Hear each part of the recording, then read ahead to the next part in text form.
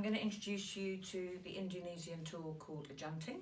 It's a wax carrier, and what you do is you put it into the very hot wax, so be very careful that you don't burn yourself, and then you clean it very, very thoroughly.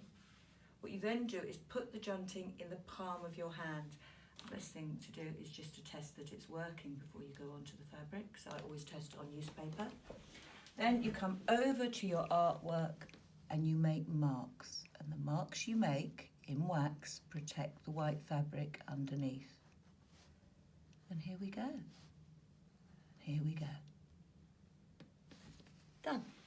Okay, this is how you put dye onto your waxed artwork, and as you can see, the wax protects the white fabric underneath it.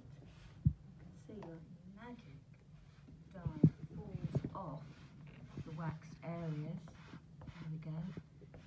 Terribly satisfying thing to do. Here we go. Nearly done. And then you have to wipe it dry. And here we go.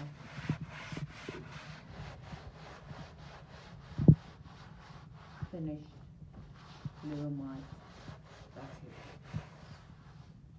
I'm going to show you how to take the wax out of the batik using a hot iron and newspaper. So come and have a look.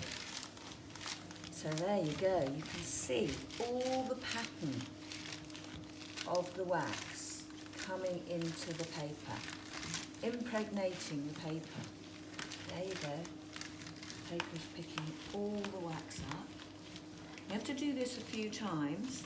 This is the first time, so the paper will be full of wax, and by the last time, the paper will be virtually clean.